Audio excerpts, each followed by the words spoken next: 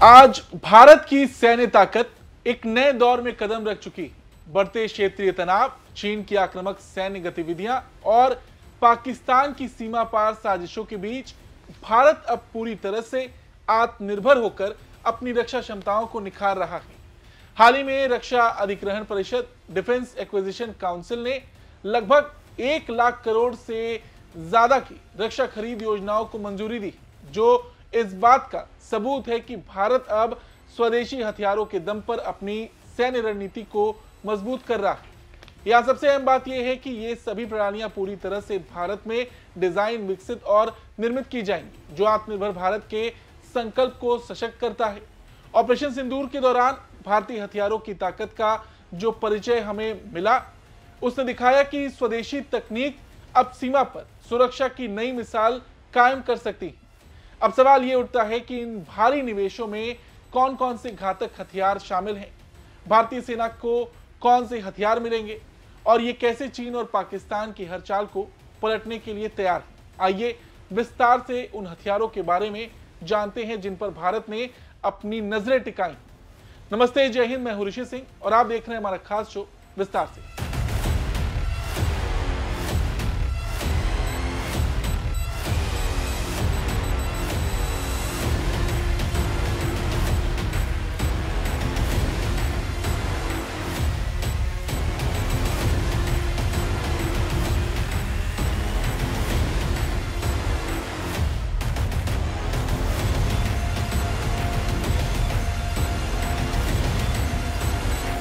सबसे पहले आप ये पूरी लिस्ट देख लीजिए। इन्हीं हथियारों की खरीद की जाएगी। ये है आर्मर्ड रिकवरी व्हीकल यानी कि ARV। जैसे कार खराब होने पर हम मैकेनिक या टो ट्रक बुलाते हैं, वैसे ही जंग के मैदान में टैंक, बख्तरबंद गाड़ियां भी कभी कभी खराब हो जाती हैं, फंस जाती हैं या दुश्मन के हमले से बुरी तरह डैमेज हो जाती हैं। अब सोचिए कि इतने भारी और जटिल हथियारों को कोई कैसे वापस लाएगा। इसी काम के लिए बनाए गए आर्मर्ड रिकवरी व्हीकल यानी ARV। ARV एक ऐसा स्पेशल व्हीकल होता है जो आमतौर पर किसी टैंक या APC के चेसिस पर तैयार किया जाता है, लेकिन इसमें बंदूकें और तोपों की जगह ऐसे टूल्स लगे होते हैं जो टैंक को खींच सकें, उठाकर बाहर निकाल सकें या वहीं फील्ड में थोड़ा बहुत रिपेयर कर सकें।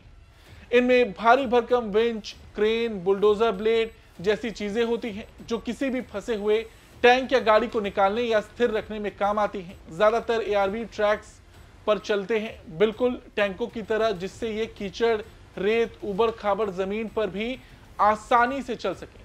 कुछ ARVs में तो generator, blow torch, fuel pump और चेनसॉ जैसी चीजें भी होती हैं, ताकि फील्ड में जल्दी से जल्दी खराब गाड़ी को थोड़े बहुत समय में सही किया जा सके। इनकी बनावट भी बहुत खास होती है क्योंकि ये टैंक के चेसिस पर बने होते हैं। इनका बाहरी ढांचा आर्मर्ड होता है। इसका मतलब है अगर गोलियां या शेल्स चल रही हैं तो इनमें बैठे क्रू को जान का खतरा कम होता है, यानी इन्हें ठीक युद्ध के बीचों बीच कभी भी ऑपरेट किया जा सकता है।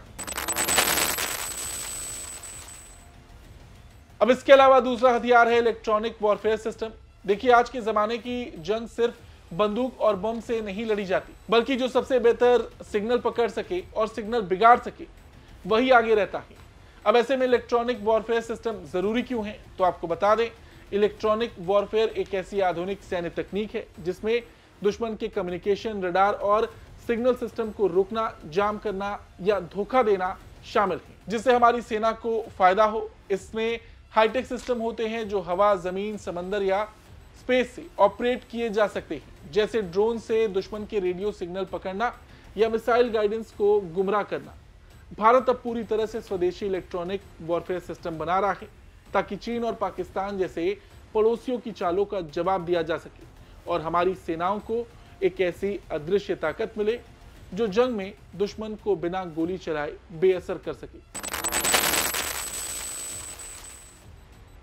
अब बात अगर हम करें integrated common inventory management system की, तो आपको बता दें ये सेना के लिए एक आधुनिक, डिजिटल और इंटीग्रेटेड लॉजिस्टिक सिस्टम है जिसका मकसद थल सेना, वायुसेना और नौसेना तीनों के लिए एक कॉमन सप्लाई चेन प्लेटफॉर्म तैयार करना है। इस सिस्टम के जरिए इस तरह के हथियार, गोला बारूद, पार्ट्स, फ्यूल, कपड़े, मेडिकल सप्लाई और बाकी जरूरी सामान का स्टॉक, मूवमेंट और उपलब्धता रियल टाइम में ट्रैक की जा सकेगी। यानी अब हर यूनिट को पता होगा कि कौन सी चीज कहाँ है, कितनी मात्रा में है और कब तक पहुंचेगी। इससे देरी, स्टॉक खत्म होने जैसी दिक्कतें कम होंगी और किसी भी ऑपरेशन में सप्लाई में रुकावट नहीं आएगी।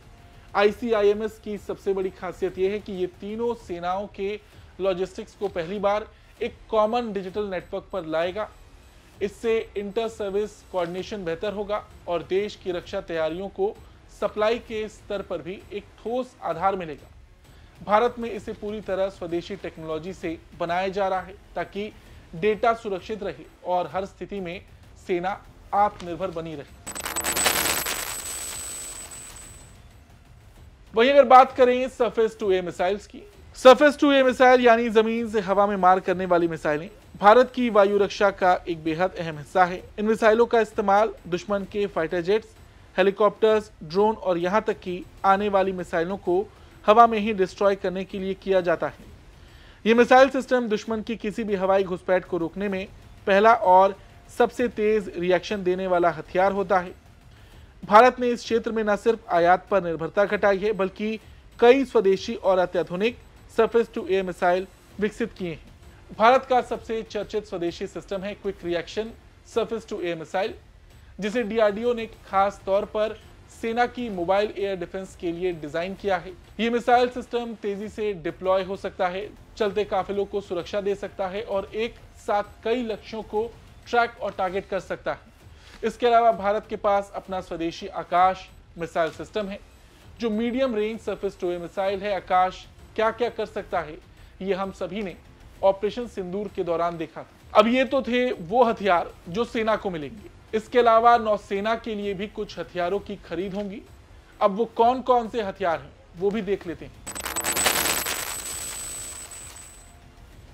पहला है मूड माइंस। ये असल में ऐसे बारूदी हथियार होते हैं जो पानी के नीचे बिछाए जाते हैं और उन्हें एक तरह से समंदर की जमीन से बांध दिया जाता है।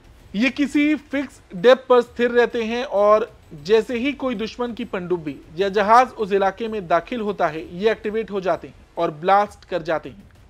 इसका इस्तेमाल दुश्मन की मूवमेंट को रोकने, डराने या स्ट्रेटेजिक चोक पॉइंट्स की रक्षा करने के लिए होता है। ये माइंस एक बार बिछा दिए जाने के बाद महीनों तक सक्रिय रहते हैं और बिना किसी ऑपरेटर के काम करते हैं। इनका सबसे बड़ा फायदा है कोई सोनार इन्हें आसानी से डिटेक्ट नहीं कर पाता और दुश्मन को पता नहीं चलता कि वो किस खतरे में घुस रहा है।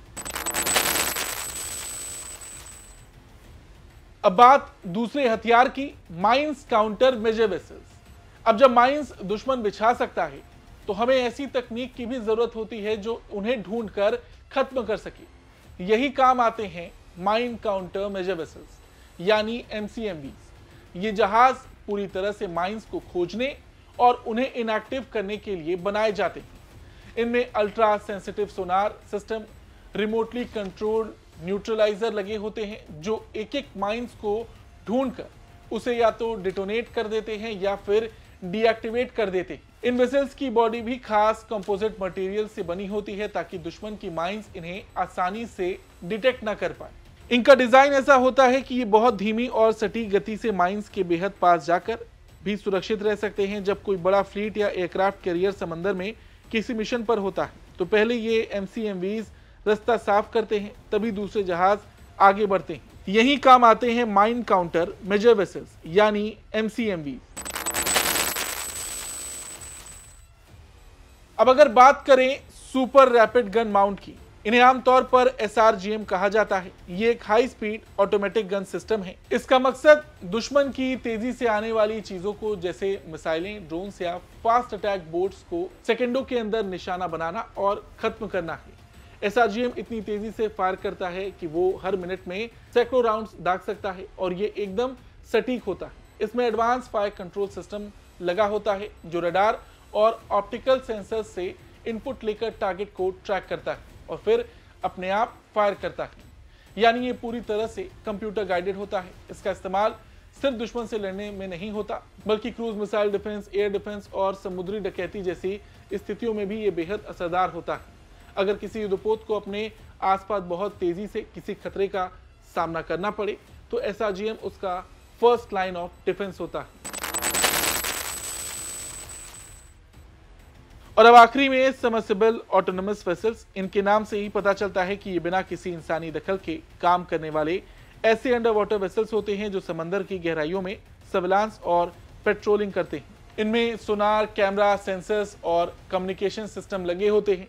इन्हें किसी मिशन पर भेज दिया जाए तो ये खुद तय करते हैं कि कहां जाना है, क्या डेटा इकट्ठा करना है और फिर वो डेटा वायरलेस तरीके से कमांड सेंटर भेजे जाते हैं।